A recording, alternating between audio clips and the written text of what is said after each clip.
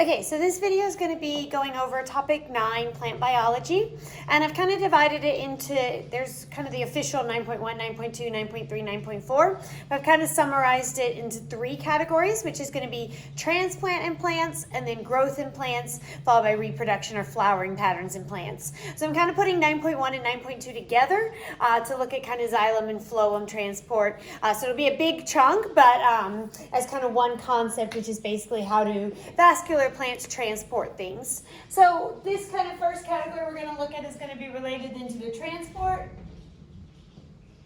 And not all plants have specialized vascular tissue. So mosses do not, so those would be non-vascular plants. So we're looking within the category of vascular plants and what are the things that they use. So transport within vascular plants.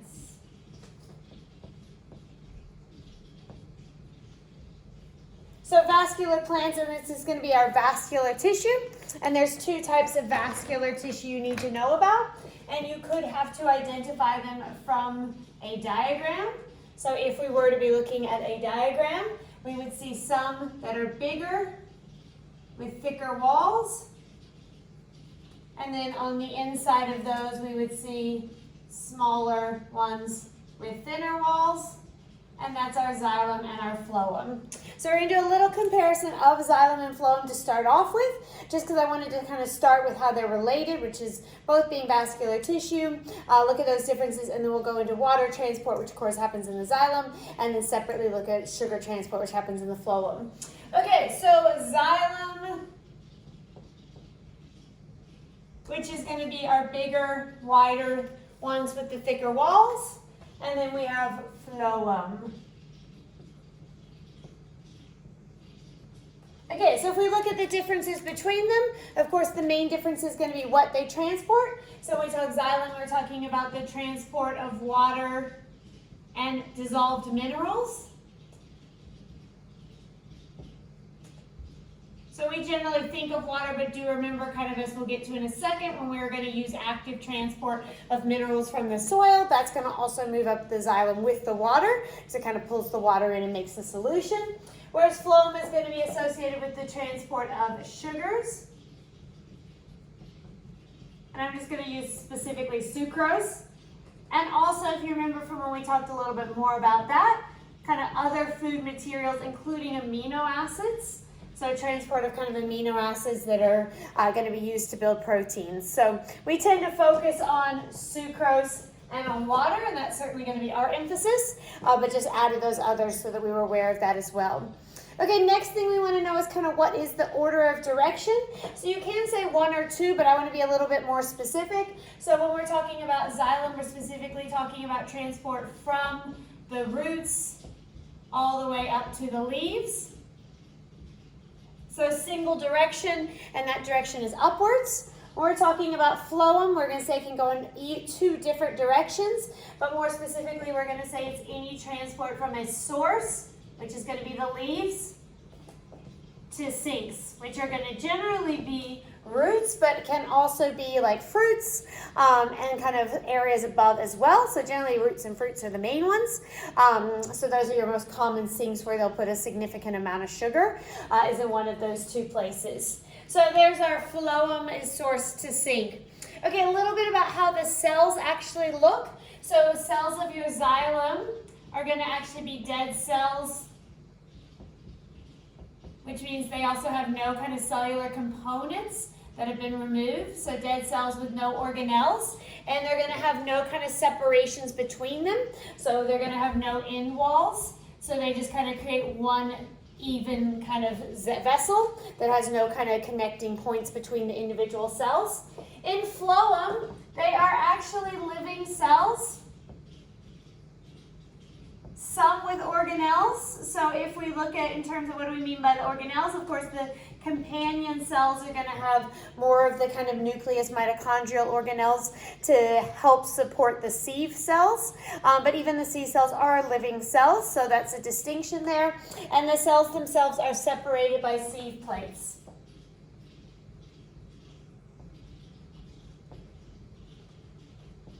And then last thing I want to kind of mention about the differences before we get into kind of each one separately is kind of what you can see structurally. So when we're looking at our xylem, we are going to be looking at the fact that they are going to have thickened walls.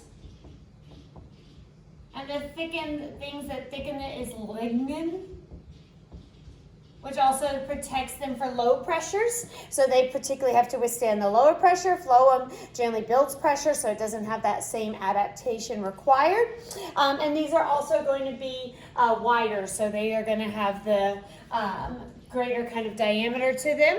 That's going to be in the lumen, which is just that area in the inside of the vessel itself. The phloem is going to have the thinner walls as well as being less wide, so they're going to be more narrow. So all around more thin. So that last one is probably less exciting in terms of functional difference, but quite a good one to bear in mind if you're going to talk about kind of how you would actually locate it on an image. That's actually probably the most useful thing, is to look for that difference there. Okay, so that's kind of the overview. Now what I want to do is kind of talk specifically about transport of water and transport of sucrose. So those are both kind of, again, going in that same category of how do vascular plants move materials around. And so, of course, this one happens in xylem, this one happens in the phloem. So next up, let's talk about the transport of water. So you did your photometer lab on this and had to kind of answer that in that section. So this is definitely something you should, have already practiced between your ERQ and doing that, but also something that is quite important. So definitely something you want to be sure that you could explain in enough detail. Okay, so I'm going to call this water transport.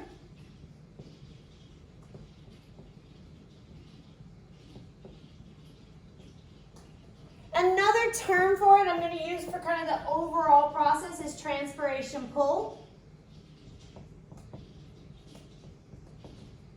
So I'm avoiding just calling it transpiration, and the reason for that is because the other forces are playing a role in it as well. So transpiration is kind of the last step, if you will, but by adding that word pull, what I'm basically saying is that all the way through to that final step, there's a pulling force kind of towards transpiration that kind of underpins all of these other parts. So it's just a slightly more kind of holistic term.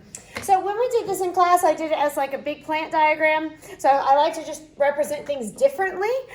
So I'm going to do it a different way, a slightly less one big picture and a little bit more of a sequential step way, just so that you have it kind of two different ways. So I'm going to do it as kind of 3 steps and then kind of break down on what information do we need to know within each step.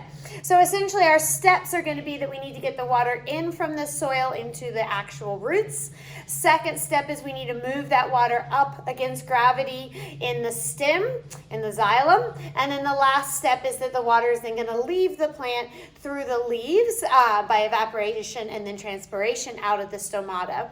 So that's kind of our 3-step process. And so if you're writing about it, it does help if you have that kind of ordering, because some of the ones I read for the pracs, they had the information, but they were a little bit scattered. So just an idea of trying to kind of sequence it. So if we start, kind of our first step is going to be uptake or absorption of the water through the roots.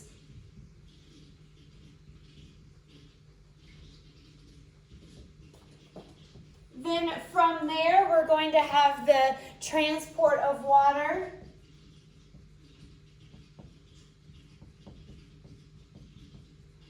in the xylem of the stem.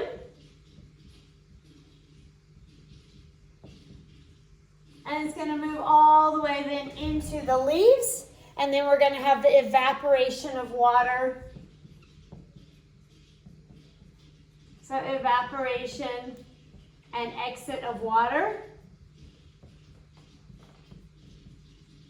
through the leaves. So you might be noticing in that explanation, I didn't really give all the official terms for that. So that's what I want to kind of do next. So that's kind of the concept of what's happening, and then what are the actual kind of biological forces causing that. So when we're talking about the uptake of water through roots, we're really emphasizing the process of osmosis.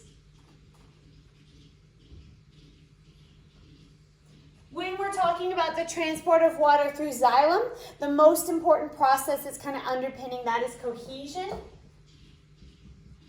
In in some ways, this is actually guided by transpiration as well. So these are all kind of related, i.e. the high concentration that's just built up from osmosis actually triggers a movement as well, and then the transpiration pull. So they're all related, but just to remember that third force, we'll talk about it as cohesion playing the big role there. And then, of course, the exiting of water through the leaves is transpiration.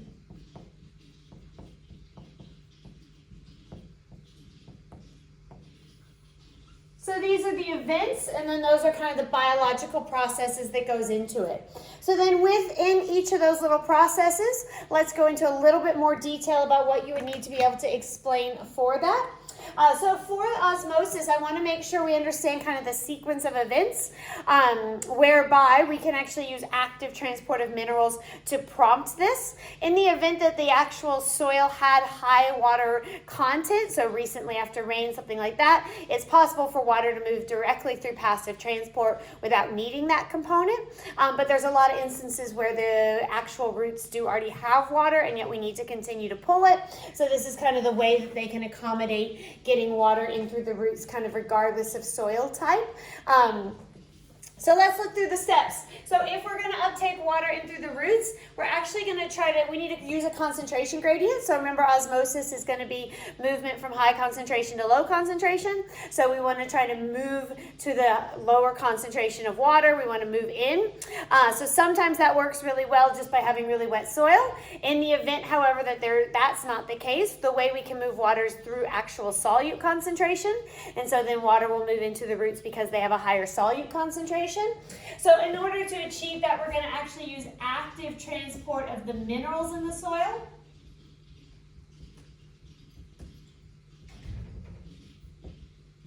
And then once you have all these minerals in the soil, that's going to create a higher solute concentration in the roots.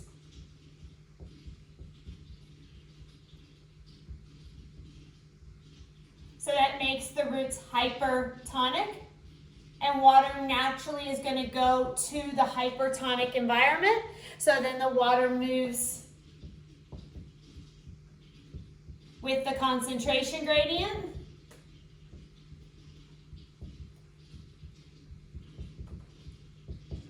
into the roots. And then I just want to add, when I say the roots, just another little kind of add on there is that one of the things that have helped the roots be more successful with that is that they have root hairs. And the root hairs are just there to increase the surface area of the roots covered. So all of the root hairs are going to cause more water to go in by covering more of the surface area. And then the last thing to kind of note is that this is kind of a step-by-step. So active transport of the minerals leads to the solute concentration, which leads to the water moving in. And then last point is that we talked about in some species, if they actually need help with that, so some of the minerals are a bit sticky, and that's not always super easy to do, that you can also use a mutualistic fungi. So some species have mutualistic relationships with fungi that help with mineral absorption.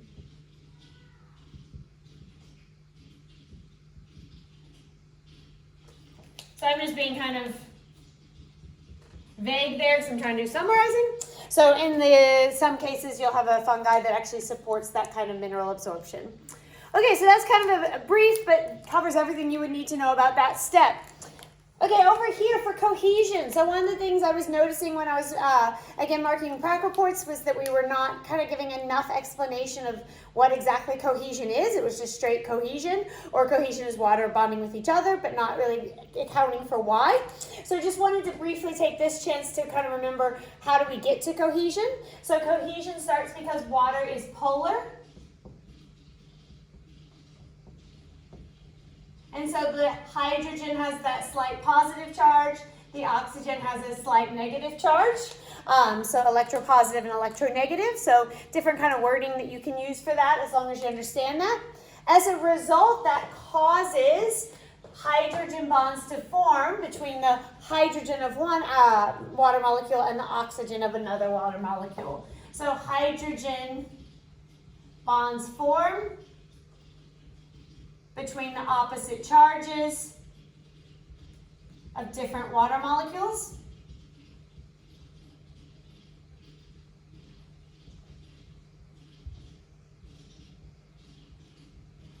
that is kind of cohesion. So if you're going to say, well, what is cohesion? You need to say it's actually the hydrogen bonds between the water molecules, and that it's caused by the polarity or charges. So not just water bonding with water, but the formation of hydrogen bonds due to the kind of polar charges. And then that essentially, that is cohesion. So I'm just kind of clarifying. And so then that cohesive bonds, they allow water to stick together so that essentially otherwise the transpiration pool would be trying to pull water droplet by water, water molecule by water molecule, and make a lot more difficult of a force to accomplish that. But by having them joined together, it kind of pulls and one pulls the other, so it makes that pull much more effective. So cohesive bonds allow water to be pulled in a continuous stream.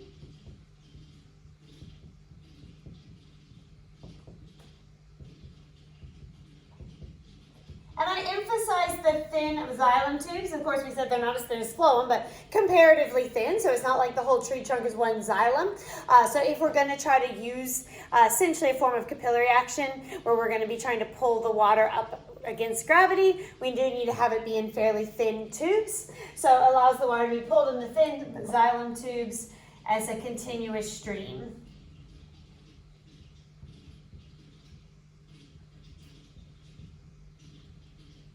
So that's kind of my other point, is that kind of continuous stream nature, and again emphasizing that happens in xylem. Be careful if you're talking about true capillary action. It does make use of adhesion as well. In this case, because of how strong transpiration pull is, adhesion doesn't actually really stick to the xylem. Adhesion plays a role in pulling it into the leaves. So adhesion usually pulls it out of the xylem and actually pulls it into the leaf to begin that next process. So we actually will kind of mention adhesion over here. If that confuses you, just never mention adhesion. That's another safe way to go, and just talk about cohesion, and you should be good. Okay, so then I am, like I said, just going to briefly mention that adhesion is going to play a role of bringing water, helps water to enter the leaves themselves.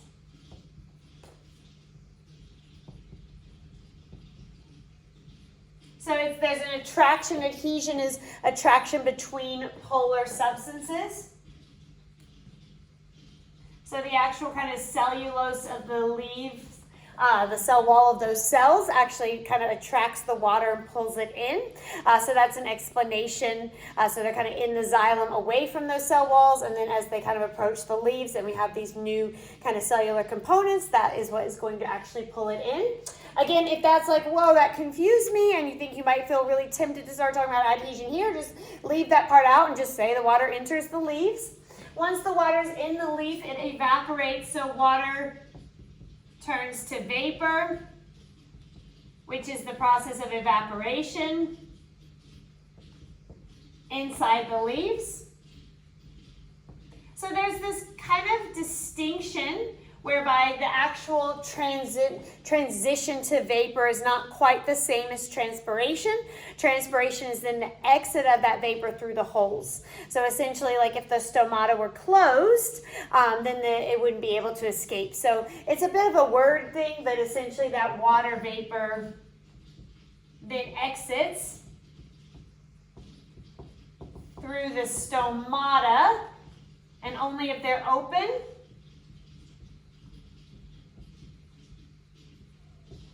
And that's really what we define as transpiration. So the exit of the water vapor out of the stomata is transpiration. So the change in state actually happens first. So change in state, and then the vapor can leave. It's a really kind of small point, but you don't want to make it sound like liquid water drops are going out. So that's kind of why that distinction has been made. And just quickly on the stomata, we want to just clarify that we said it has to be open. And so it's only open when the guard cells are turgid,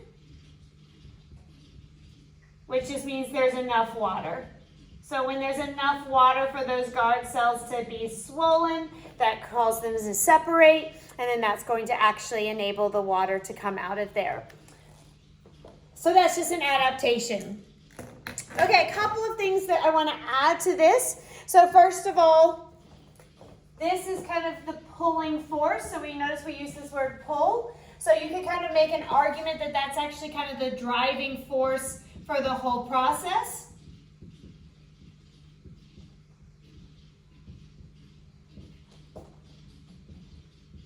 Is that kind of transpiration pull. So that kind of upwards pull up kind of makes all the other parts happen. The other thing to bear in mind is that it's not without harm. So transpiration, this pull is a really good thing. So it's how we're moving water through. If we didn't have the transpiration pull, these forces would not be strong enough to move water all the way up. However, in too much, it can lead to kind of drying out of a plant if transpiration is pulling too much water out. So it is important to limit transpiration in some environments. So that's why we have these kind of guard cells. So if it starts to get dry and they lose water, they'll close, and then we're preventing kind of excess loss through transpiration. So it's important to limit transpiration in some environments. And we talked about kind of halophiles and xerophytes and so forth. So make sure you kind of go back over those adaptations. So they can include everything from not even having leaves to storage to curling their leaves to getting the stomata kind of out of the air exposure. So there's several different ones, but most of the adaptations associated with kind of dry environments are associated with kind of limiting water loss through leaves. So that's kind of a good thing to be looking for. There are other ones as well, like increasing root surface area or other ways of going about that. Okay, last thing I wanted to do is as we go through these different things, I want to mention kind of how do you study that? So what would you go use to kind of study this? So in this case, if you were wanting to study transpiration and the movement of water, we would use photometers. And you can do that kind of a couple different ways. You can look for just water level decreasing. So you can watch kind of a marker. So it could be through a graduated cylinder or a syringe or some sort of marking to actually see how the water goes. And of course you could do it like we did in our prac where you measure pressure change, which is also related to kind of water decreasing in proximity, and then that reduces the pressure. So kind of a couple different ways of doing that, but just to remember that photometers are kind of the methodology that we looked at for looking at water transport. Okay, so that's kind of your key terms that you would need to explain or tackle a question on that. And so we're going to do the same thing now, similar thing now with looking, okay, that was how you transport water in xylem. Now we're going to look at, okay, how do we transport sugars in phloem? So I'm just going to quickly erase that and we'll look at that process. All right.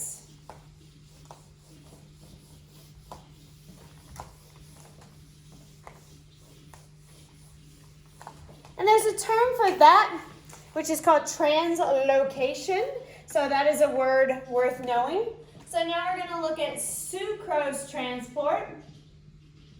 And again, we're going to bear in mind, we said at the beginning that this is also amino acids. Just like when I say water, it's water plus minerals. So we're just kind of using a summarizing way of kind of expressing that. And so sucrose transport is also called translocation. And it's going to happen in the phloem. So I'm going to do for this one, I am going to do kind of a diagram and then refer to it. And I'm going to do that a couple of times actually as we go through the rest of the stuff, where I want to be able to kind of show it briefly on a diagram and then also explain it, which is kind of a good trick. Like if you're tackling a short answer ERQ question, one of the things you may want to do is kind of do a simplified diagram and then annotate it. So here's what's happening here, here's what's happening here. So sometimes the diagram can kind of help you kind of wrap your head around it. So I'm going to do a fairly small one. So it's not intended to be comprehensive by any means. You can kind of go back through your PowerPoints and find the more comprehensive ones. So this is a simplified one, but most of you, simplified would actually help you more if you were having to write about it than overly complicated. So intentionally simple. Okay, so first thing we're going to do is we're going to start with a source. So here's our source, and let's make a note that the source is always going to be a leaf, because that is where photosynthesis is happening, and that's where we're getting our sugars from to get to sucrose. And so we're going to have to take all our sucrose, and we're going to try to load it into our phloem. Sorry, let me label these because that would be helpful, right? So this is my phloem. And then the blue over here is going to be my xylem. So remember we drew the picture before, they are very close to one another. So the xylem and phloem, there's kind of those tissues are near each other, and that's going to be important for this process, that they're going to need to be able to kind of transfer back and forth between the walls and go from one vessel to another. Okay, so first thing I'm doing is I'm taking my source, which is my leaf cells, and I'm loading the sucrose into the phloem. So that's going to be step number 1. And the other thing I want to add here is I want to remember that this is going to require active transport. So I'm just going to put a little ATP to remind myself of that. Okay, so step 1, we're going to say that sucrose is loaded from the source into the sieve cells by active transport.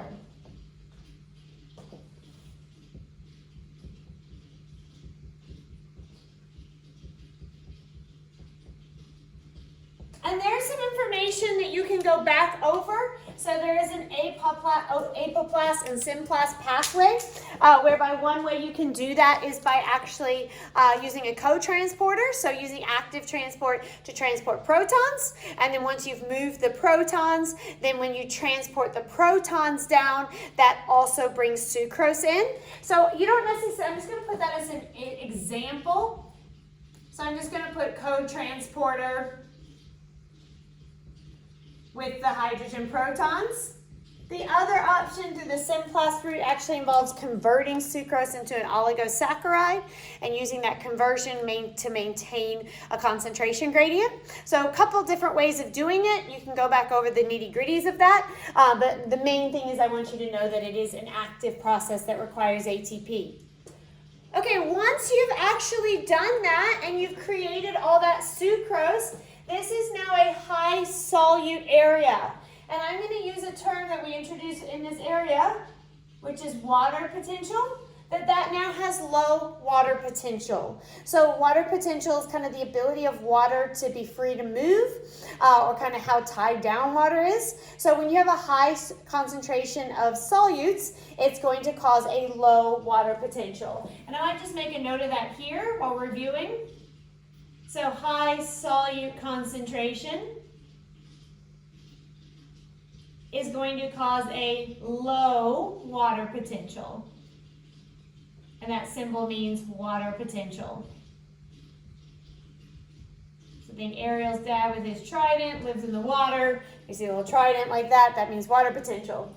Comparatively over here in my xylem, it does have some minerals, but it's largely water being transported. So it's going to have comparatively a high water potential.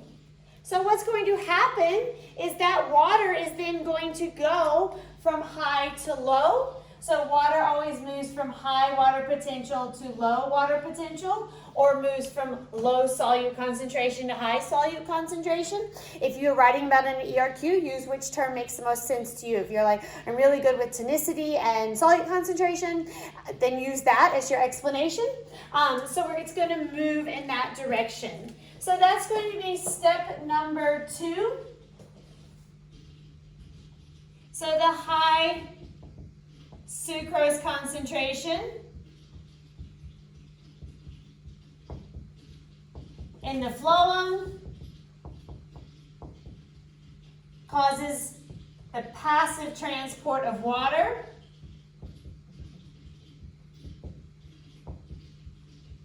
So this is not going to require energy.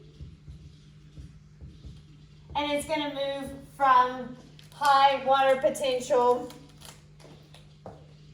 in the xylem into the lower water potential in the phloem.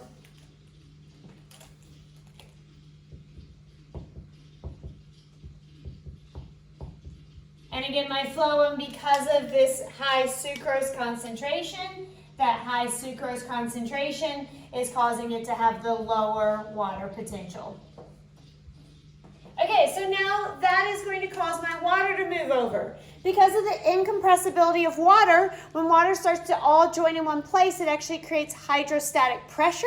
So it's going to create pressure in that area. And so that kind of increase in pressure is going to then cause it to move from where there's high pressure to wanting to move to where it's lower pressure. So down here where there's less water is lower pressure. So it's going to naturally move from high pressure that's built up to the lower pressure. So that's my third step. So step 3 is the water moving over creates hydrostatic pressure.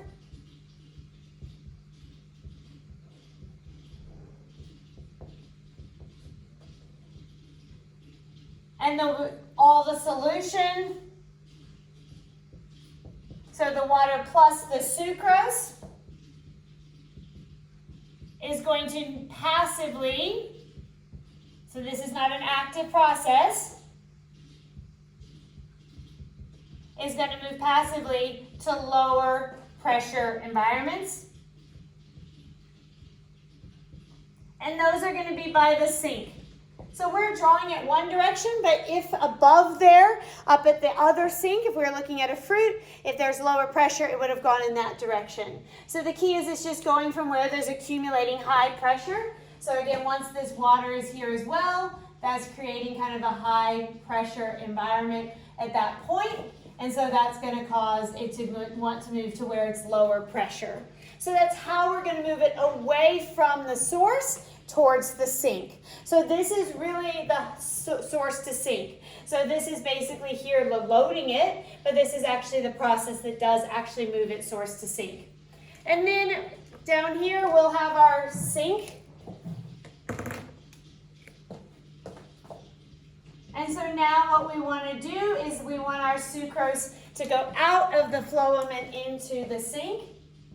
And that can kind of initially happen passively, but as it starts to build up a concentration gradient, it can become an active process, or there's also the process of kind of converting the sucrose, which also aids in that continuing to happen. And so that's kind of my last step, is that we're going to move the sucrose through active transport into the sink. And then once the sucrose is gone, the water is going to return here.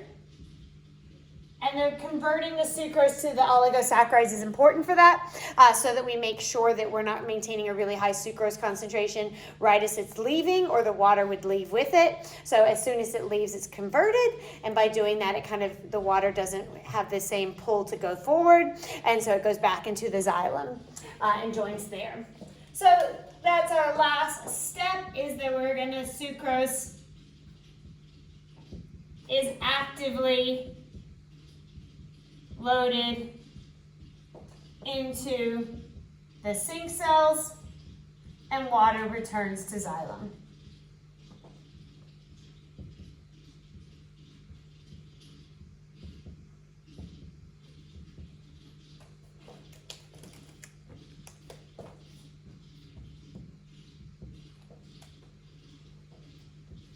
So somewhat of a simplification, but again, simplification can be helpful. So this process is fairly complex. And so if you can try and remember it as the 4 steps, which is to load from the source into the sieve cells, that pulls over water. Step 2, that pushes it down by pressure. Step 3, unload into the actual sink. and return and kind of start over. It just makes it from a very complicated process to one that you could actually explain relatively well in a short answer ERQ and get kind of the main points across. So that's always your goal, is to make sure that you could explain the most pertinent information in a way that gives you what you need to show that you know the process.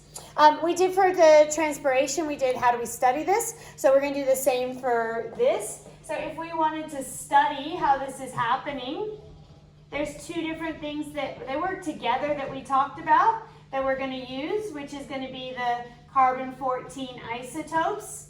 So remember, if we use that in our carbon dioxide and then it gets taken into making of glucose and then converted to sucrose, we can kind of track that.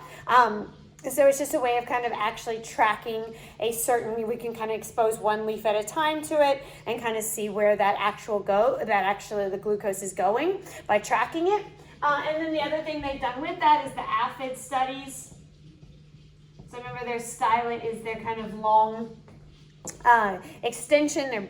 It's not beak because it's an insect mouth part that goes into the actual phloem sap and actually uses that for their nutrients. And so then we can actually remove just their stylet and kind of actually track kind of how quickly does the carbon dated or the carbon labeled sucrose come through each one, and look at kind of how the rate of translocation varies kind of depending on location, closer to source versus sink. So that's our information on kind of how we could study that and the kind of data you might get on those two processes. Okay, next up we're going to look at growth. So 9.3 was growth, and we're going to particularly, because again we're trying to revise and condense, we're going to particularly look at it as the hormonal control of growth, which is basically saying what does auxin do? So hormonal control of plant growth, or all things auxin, is another way we could say this.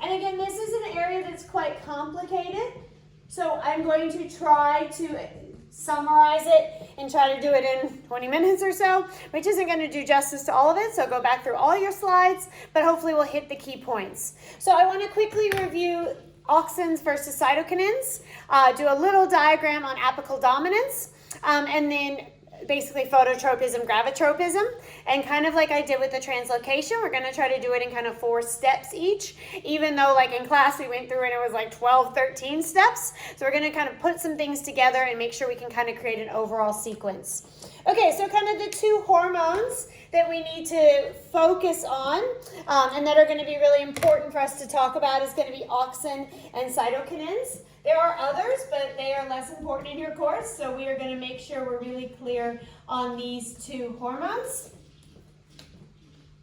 So I'm going to kind of talk about them generally first and kind of their role in apical dominance or branching.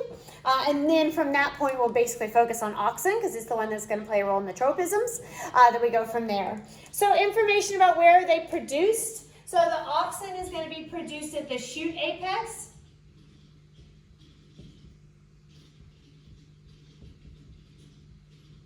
So meristem, or the apex, you'll sometimes see referred to as kind of the very top, which is where the meristem tissue is. So you can kind of see those terms used interchangeably. So you do need to know that term meristem, that is kind of growth tissue. That's the tissue that is actually creating new cells and kind of involved in growth. And then the apex is just kind of the very top point of that. Cytokinins, meanwhile, are produced in the roots.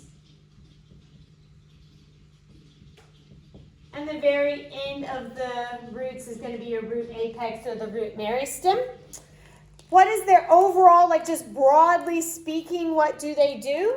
So broadly speaking, auxin is involved in cell elongation. We are going to do a little caveat because it is important to know inhibits versus promotes. That's going to be really important through the rest of this stuff. So it actually promotes cell elongation in shoots, but actually inhibits cell elongation in roots. So that's fun. And that's where gravitropism is a bit confusing. Meanwhile, cytokinins are involved in cell division. So instead of elongating cells, they actually produce more cells. So in general, they are a growth promoter. So that would be labeled as an overall growth promoter because they create new cells. On top of that, so kind of on that note, I want to say specifically what is their impact on kind of lateral growth. So we have a primary growth, which is growth upwards. That's kind of the extension. And then lateral growth is essentially to what degree does kind of branching occur. And so auxin actually inhibits lateral branching. Sorry, I can't spell. So inhibits lateral branching, and cytokinins promotes lateral branching.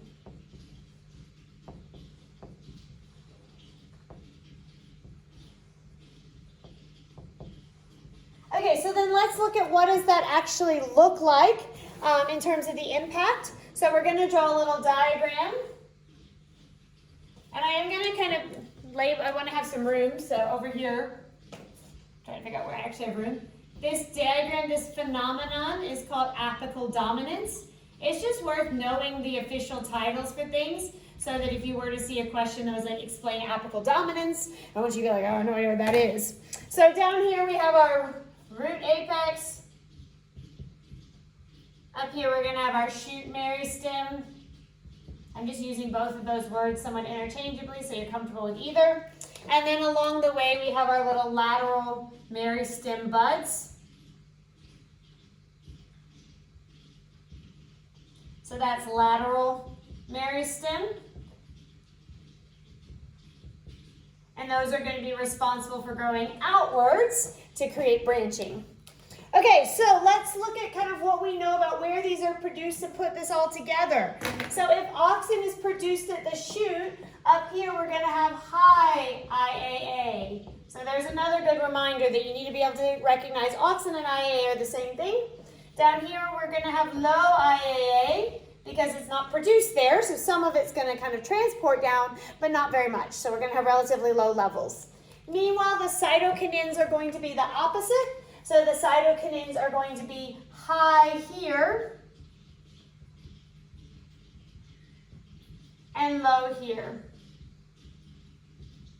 So the result of that is that down here at the roots, we have high promotion and low inhibition. So we are going to have lots of branching. Versus up at the top, where we are going to have lots of inhibition and very little promotion, and so we are going to have only a little bit of branching. And that's what apical dominance is. It's basically just the idea that we create that traditional kind of tree shape, whereby we have more branching at the bottom than the top because of this combination of hormones. So that's it. So hopefully a simple, it's actually relatively straightforward concept if you know all of that information. So that's it. Moving along. Less straightforward is phototropism. So now we are going to do phototropism. So we're going to do phototropism, and then we'll also do gravitropism. We're going to do phototropism in a little bit more detail than gravitropism. It just looks kind of where the course is at. There's a little bit more that they want you to know about that. So gravitropism will do a little bit more succinct, just a summary. This we will kind of do some steps. So kind of like I did with the translocation, I'm going to do a diagram with 4 steps, even though like we said, we know it can be broken down a lot more, but that's kind of a good amount that's really doable if you're trying to answer a question on it. And then we're going to kind of summarize what's happening at those steps. So I'm going to kind of draw and then summarize. So here is my plant initially. Sorry, I'm going to make it a bit thicker. And this is an oversimplification, but I'm going to kind of draw it as just kind of 2 layers thick of cells. And initially, there's an even distribution of auxin all around the tip. So remember, the auxin is going to be high at the shoots. It's not going to be as high kind of lower down, but it's going to be fairly evenly distributed. On the top of the shoot, at the shoot meristem, there are phototropins. So those are going to be my phototropins. And in this case, I'm going to draw a situation, fairly visible, sorry, whereby there's more light on one side of the plant than the other. Okay, so I'm going to actually draw the whole little picture first. And then once we draw the little picture, then we can talk about, kind of go through and write it in words. So when the light hits the phototropins, what it actually does is it leads to the expression of genes that create these PIN3 efflux pumps. So I'm going to, for my diagram, anytime it causes gene expression, I'm going to draw a little mRNA followed by a protein. So this is our little secret language together, right? That means gene expression. It means I made mRNA and then I made a protein. If you want to kind of, for our first time, we can kind of explain what we mean by that. That is protein making, mRNA followed by protein. So we expressed some genes, and what the genes actually did was they made these pumps. So PIN3 is kind of their broad term. You can also call them efflux pumps. And they actually make them where the actual light is hitting. So the light hits this, activates that, causes a shape change, leads to gene expression, and then what that actually does is it builds these little pumps. And you can call them PIN3, or you can just call them more broadly efflux pumps. And they actually, I didn't need them all the way down. I got a bit excited about my pumps. Let's simplify them and just kind of draw them a little bit closer to there. And what they're going to do is they're going to take the auxin that was over here and add it over to the other side. So they're going to move their auxin over. So now I have all this auxin on the shaded side and not really having it on the sunny side. So then what does that do? Well, then all that auxin over there is going to cause a next round of gene expression. So again, gene expression, mRNA, protein. Okay, so genes have been expressed. And what those genes do is they actually cause proton pumps to form. And then over here on my shaded side, because of all those proton pumps, I'm going to end up with all these little H+ protons.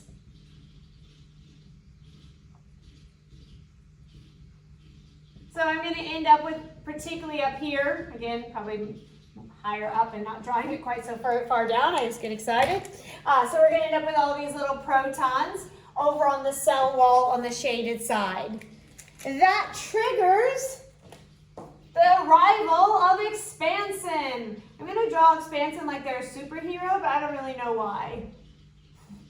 It just sounded like a superhero's name. So expansin is going to come in and save the day. So when it is triggered by that accumulation of protons, so the lower pH triggers expansin, it's going to come along and it's going to break the cell wall and the cellulose fibers and allow it to stretch and reform. And as a result, my cells on this side are going to stay approximately the same size, and then my cells on the other side are going to become much bigger and longer, and their increased length is going to cause them to kind of bend over. It's amazing that I choose to do diagrams, yet can't really draw. So that is going to cause those cells to elongate and bend towards the light. So just a reminder that the light is over here on this side. Okay, so obviously, if you were writing about this on an ERQ, you're going to need to have some words and not draw our fun little symbol for gene expression or expansin like a superhero. So that's probably not going to cut it, but if you could create that visual for yourself, it'll remind you of the key ordering of events, and then you just have to kind of go through and put some words to what's happening there. So what's happening here, step 1, is that the light activates phototropins. And when they're activated, and this happens again when we get to flowering, so generally speaking, when we activate things, that leads to a shape change. So the phototropins on the sunny side, and that causes them to have a shape change. That shape change is then going to, we'll put it here, shape change that now fits a receptor. Reception, when it fits in the receptor, that is then going to stimulate gene expression.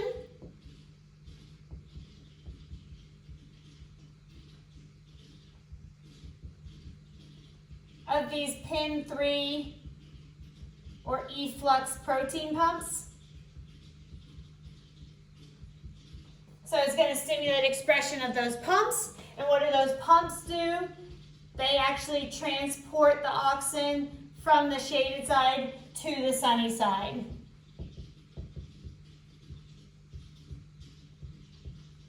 So we need to kind of know what the actual movement is. So that's kind of part one. So how do we get to the point where the auxin is mainly on the shaded side? By doing all of that. Okay, so then what happens then? So then that's our next round of gene expression. Now that the auxin has built up, now that auxin over here that's on the shaded side is going to cause the proton pumps. So it's going to cause gene expression of proton pumps.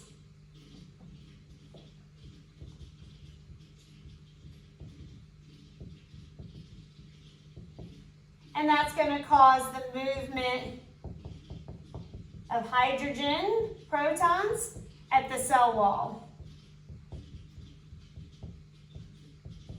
So again, I'm putting kind of several steps into one here, because obviously we could break that up and say expression of proton pumps. Proton pumps then move the hydrogen to the cell wall. So you can kind of separate it if you wanted, but that's kind of one concept, which is we're going to move all of that. So all of those, of course, are going to create a low pH. So the low pH at the cell wall activates expansion. And the activated expansion breaks the cellulose. And that allows the cell wall to expand. And the result of that is kind of our big concluding statement is that our cells elongate, and because they only elongate on the shaded side, they bend over. Okay, so that was a very fast version of that process. There's plenty of course, more depth information.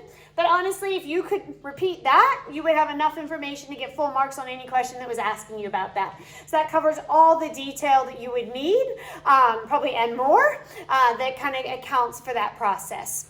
Okay, so I'm going to erase and we're going to do gravitropism. I'm going to do gravitropism a little bit more simply, partly because it's actually more complicated because you have to account for how the auxin actually inhibits, so we're not really going to get into that. So we're more just going to focus on how does the auxin move around in gravitropism, and then go from there. So in this picture, we kind of started it by showing what happens if light goes only on one side. So if the light is evenly distributed, then there's not really a tropism at play because it's just going to be growing up and it's going to be even. So kind of the same thing with gravitropism is that normally if a plant just grows normally, it kind of goes down and up and you don't really see gravitropism at work. So we're going to kind of look at what happens if the plant were to fall and how that kind of falling would allow you to see gravitropism. So just like how we're kind of focused before on okay, well, what would it look like if there was only sun on one side?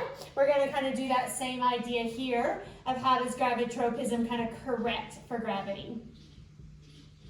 So remember with gravitropism, we need to have positive in the roots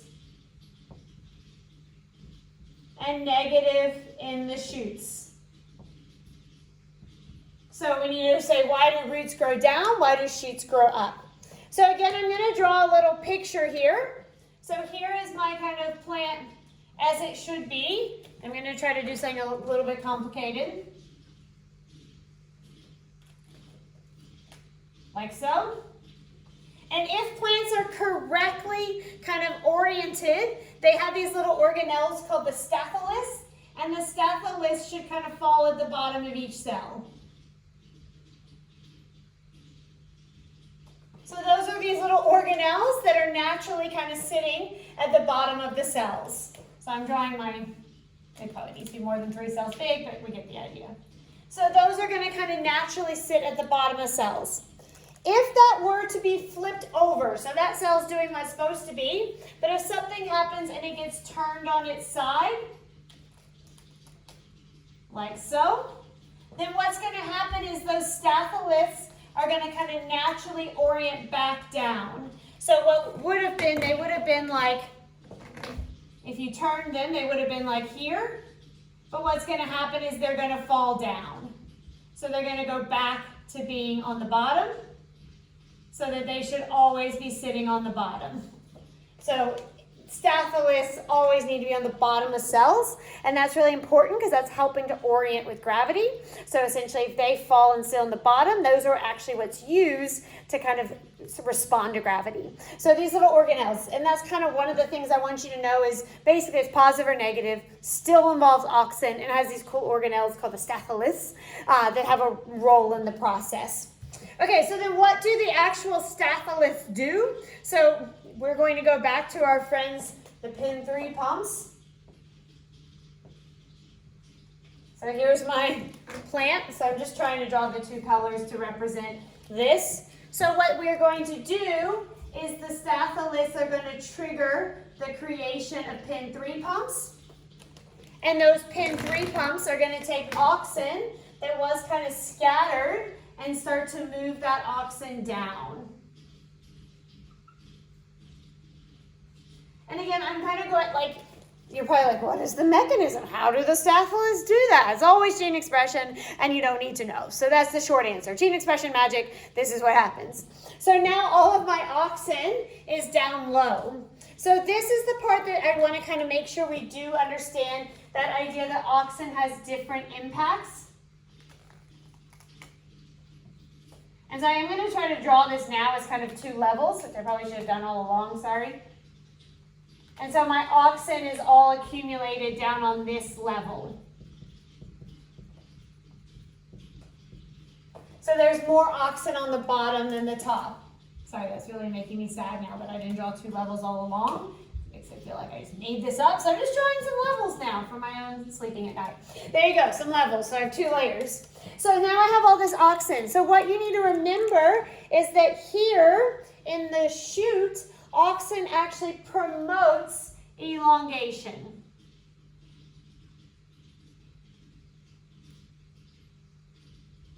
So that's going to go back to our acid hypothesis. So going to move protons and all of that. And so these shoot cells down here should elongate. So these ones are going to elongate versus those ones. But in the roots, auxin actually inhibits elongation. So all that auxin is going to cause those lower cells not to grow, and instead it's going to be this side that actually elongates. So the side with the auxin doesn't elongate, but the sides that the top that doesn't have it does. So that's just the case. So then what that's going to look like is here, because this one elongates, it's going to start to bend up. So we're going to see our stem kind of start to bend up. And then because the top elongates here, it's going to kind of start to bend down. And we're going to actually see our roots go back towards gravity by bending. And then we're seeing our stem go up, so our stem away from gravity. So that same thing, by moving the auxin all to the bottom of the plant, by having the auxin down on the bottom, that's going to, because it has the opposite effects, it's going to cause that kind of reorienting effect, whereby your stem's going to go up and your roots are going to go down. I think it's probably more likely, if you had to answer in any detail, it would be over phototropism versus gravitropism, but again, I don't know. Who knows what they'll come up with? So hopefully that's enough whereby you can account for the idea of these special organelles. So let's do our little quick summary of that, since I just realized all we have is our picture so far. So Step 1, the Staphylococcus organelles.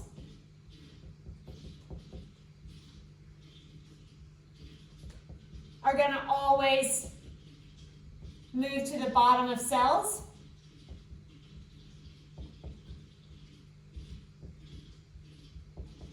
When they do that, that actually causes, I forgot to draw it before, so we'll just draw our fun little gene expression. Yay! So that causes gene expression, so that kind of creates our PIN3 efflux pumps. And those PIN3 efflux pumps are going to move the IAA to the bottom of the plant.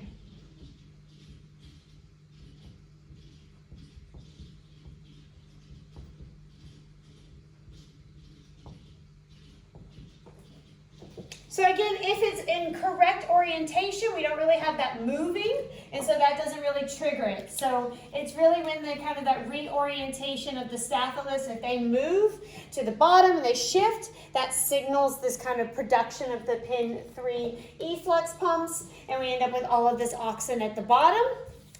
And so auxin promotes elongation.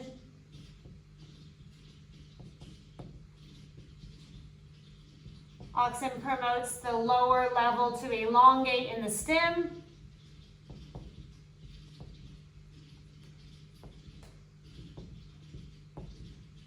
Which is going to cause it to curve up, but inhibits in the roots. And because it inhibits, the top layer elongates and it curves down.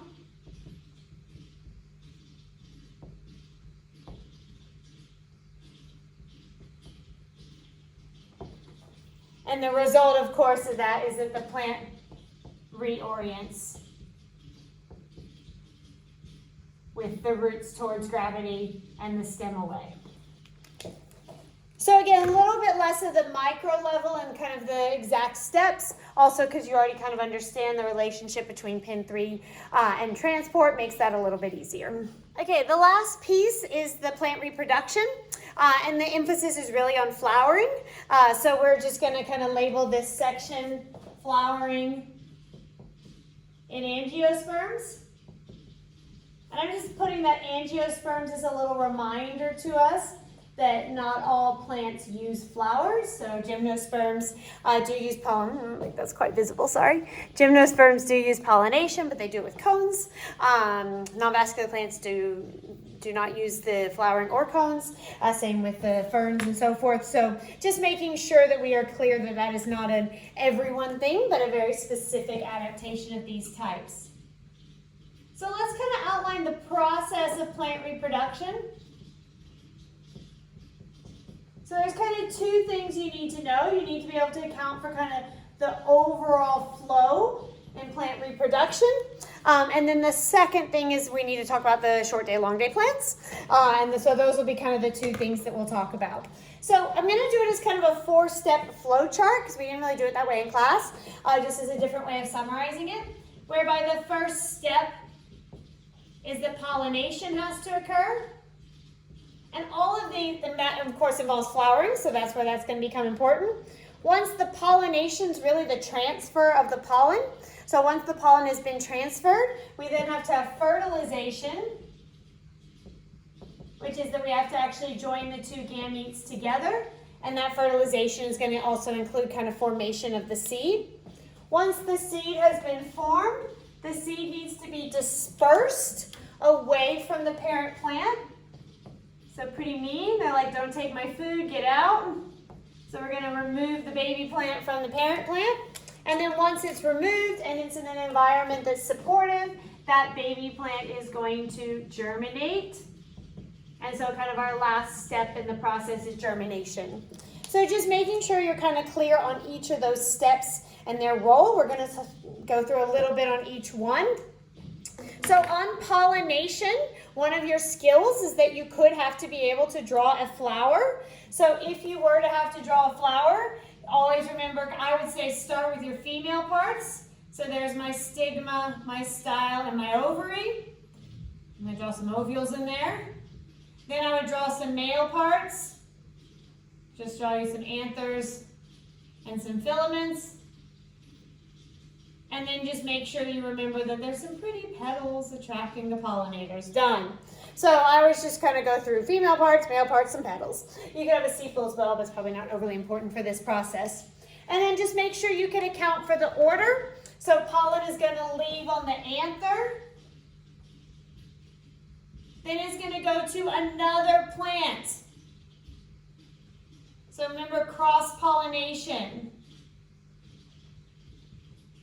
So plants could self-pollinate, but that wouldn't be great for sexual reproduction. So we're going to go from anther to stigma of another plant. Then it's going to go down the style, which is our style. It's going to go into the ovary. And is going to fertilize the ovule, which is the little female gamete. So the anther is going to be the male gamete.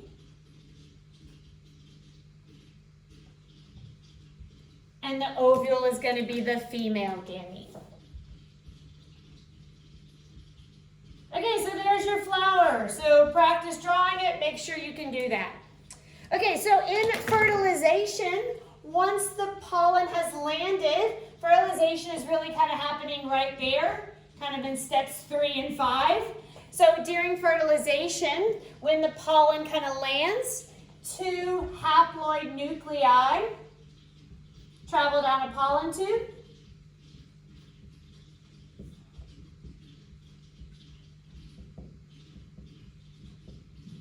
And they have to fertilize 2 things. One fertilizes the ovule, and that's going to make the embryo. The next one fertilizes or merges with, kind of depends how you want to say it, the endosperm,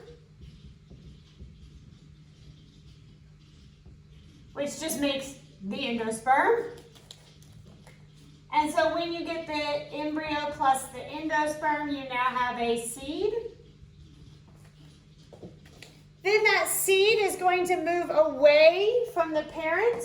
So that could be wind, water, or animals. They're kind of our big categories. Move the seed away.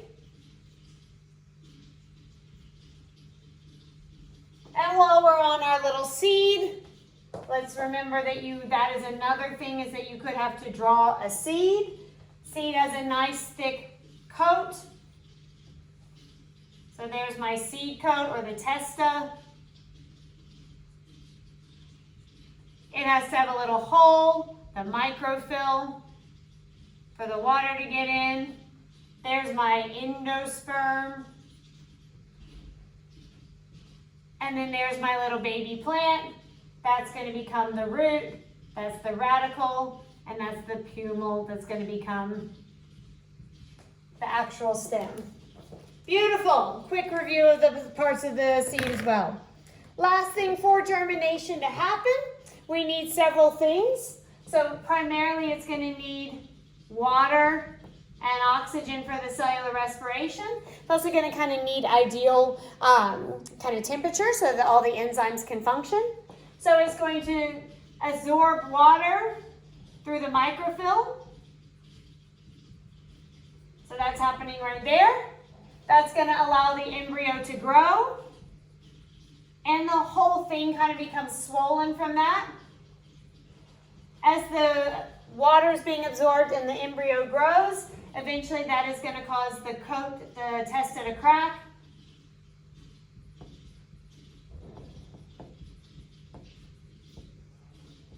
And then once that happens, then we're going to produce the hormone gibberellin, and that's going to really stimulate the rest of the germination process.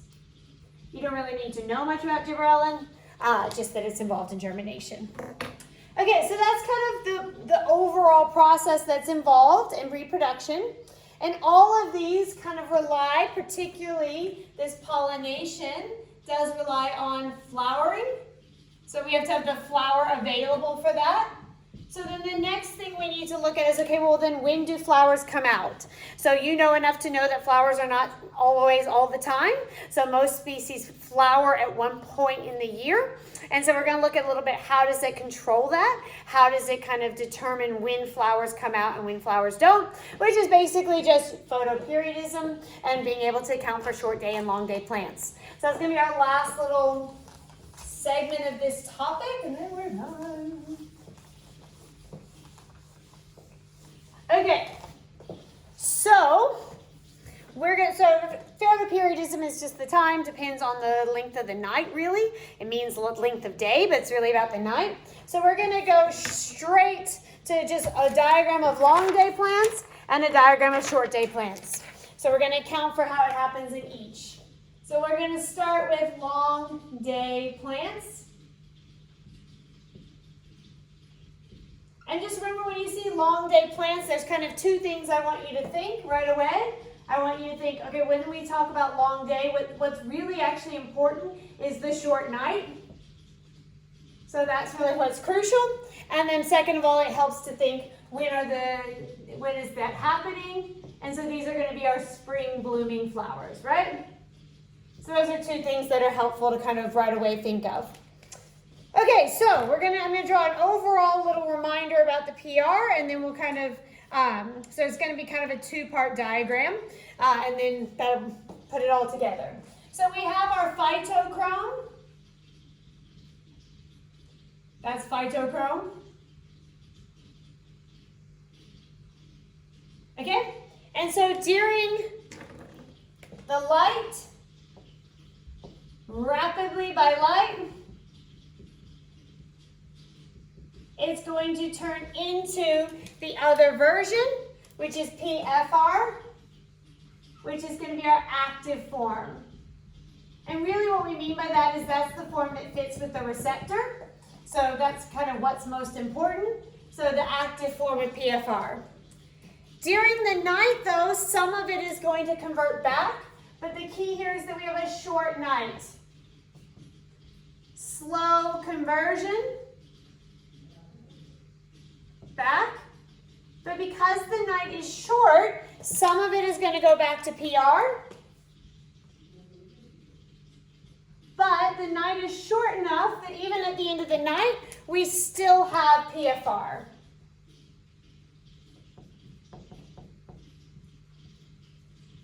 So the night is not long enough to turn our actual PFR all the way back to PR. So the key is we still, sorry if that went way out, battery issue.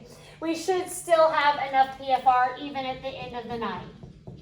Okay, so that's what's important. So that's going to be important as we get to kind of the next step as well. Okay, so plenty of PFR. So then what on earth does that do? So let's come down here and say, okay, well, it all relates to a receptor. So cell signaling pathways. So here's my receptor. When PFR joins the receptor, it activates it.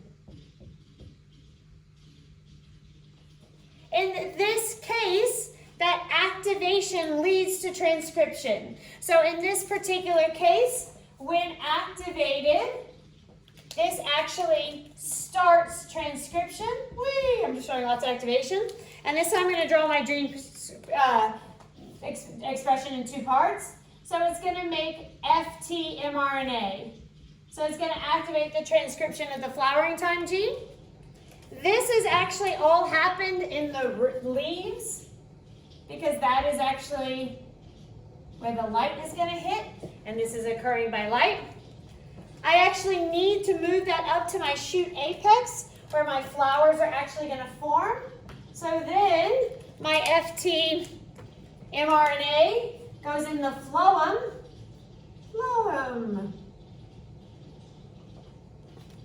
And it's going to float up the phloem towards the shoot apex. At the shoot apex, it's then going to be translated into a polypeptide or protein. So there's my FT protein. And my FT protein then activates a transcription factor. And that transcription factor is going to come along and actually cause for the gene expression of several flowering genes. So we're going to be able to use that activated transcription factor to actually express all of these genes and make the proteins, I'm getting tired, needed for flowering. Okay, so there's, wow, some pictures that may or may not be helpful. So let's put some words to it so we have some idea of what we're looking at. So the activated PFR binds to and activates the receptor.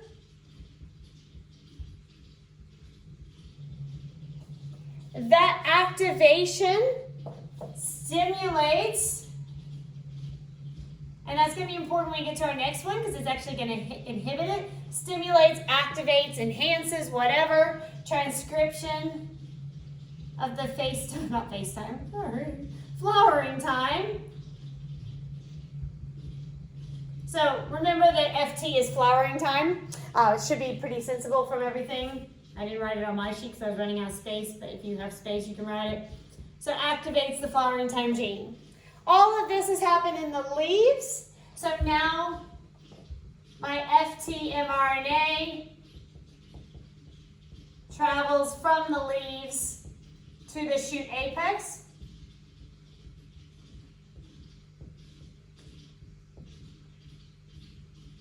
And it's going to do that in my phloem.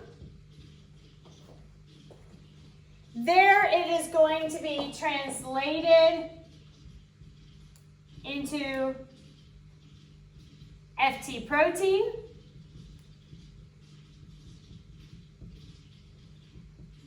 And that then, and this is where I'm kind of giving an oversimplification, but you don't need to know any more than that, that protein,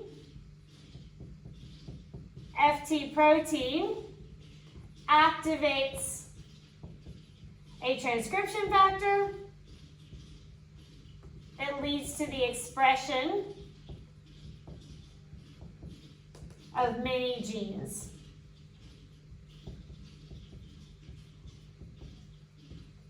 So making a flower is not just a single gene. It's going to require lots of genes working together. So that's going to be kind of an entire pathway to get there. Whew, okay. If we had a plant that needed to grow in spring because it relies on that kind of short night, so that's the key. So if we took one of these plants and then we put them in winter, they would stop growing because if the night got too long, you would lose your PFR. So the reason why this works is you have to still have PFR. So if you needed to induce this, the key is to always make sure that you have a short night.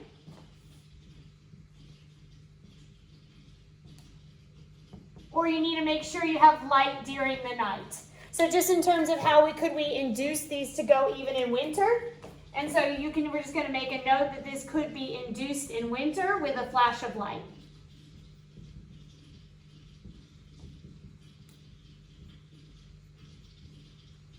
So it's all about making sure we still have PFR. And if we disrupted our conversion, we could manage it that way. Okay, really fast, I promise, because I'm getting tired and I'm sure you are. Let's look at, okay, well, how is that different? I'm going to try, I think. I'm going to leave that picture up, I think, and just do this. I'm going to leave this part up. So this time, you may have to redraw it. Same idea. It's going to rapidly, oh, sorry, I'm not going to do it. I'll be good and redraw it. Just trying to take shortcuts. Okay, so now last part, short day plants. And the key with my short day plants is that we're looking at long nights And that means these are the ones that are going to be in autumn or winter. Okay, so let's look at what's different in the very first part. There's two key differences. So first of all, what is the difference during these long nights? So in this case, here's my PR, and now it's still going to be converted by light into PFR, which is good.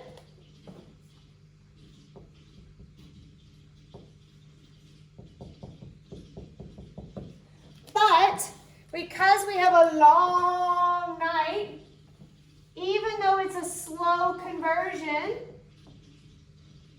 the night is long enough that all of my PFR gets turned back into PR. So there is no PFR left. By morning, it all gets converted. Okay, so that's what happens in winter. So for our long day plants, this would shut down flowering because that would mean they don't have any PFR kind of constantly in there. So the PFR is going away too quickly to kind of stimulate this process and be transported and so forth. So because of that, during these long winters, they lose their PFR and they actually cannot transport it in the phloem and stimulate kind of flowering during the day because they're losing it too much of it at night. So that's going to stop them. When we look at short day plants though, the way they get around this is a key fact, and that for these plants, PFR is actually an inhibitor.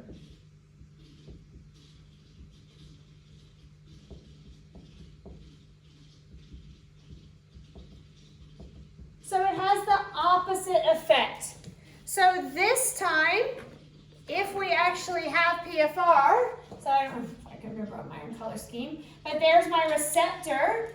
If my PFR binds to it, then the receptor, when activated, actually blocks transcription of the FT gene.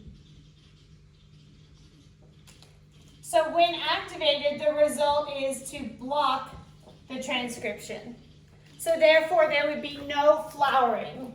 So if you have PFR, no flowering. So in this case, the only time they can flower is in winter when you have all PR. So in winter, which is my long nights,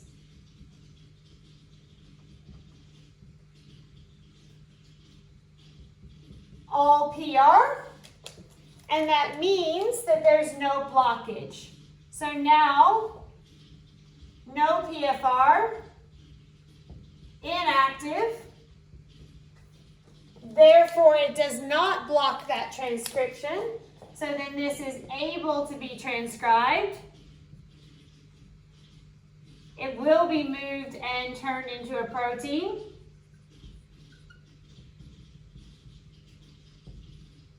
And that will lead to, ultimately, the transcription of the flowering genes.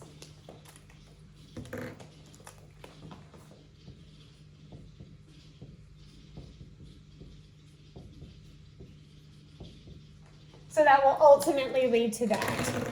So in this case, transcription can occur when there is no PFR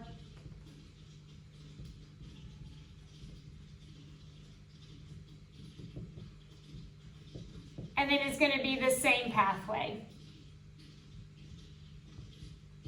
And that's going to lead to the expression of the flowering genes.